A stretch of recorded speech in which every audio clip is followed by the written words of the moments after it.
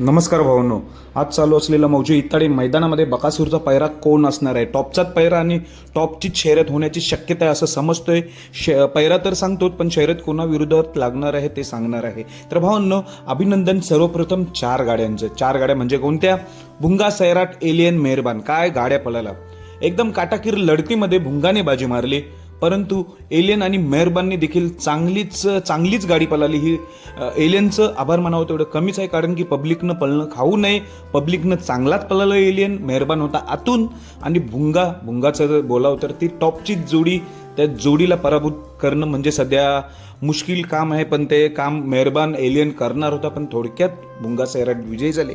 खूप अभिनंदन वाटतं भुंगा सैराट आणि एलियन मेहरबानचं. आता चर्चा करूया बकासूर तर एक फेरा झालेला आहे बकासूर आणि रुद्रा.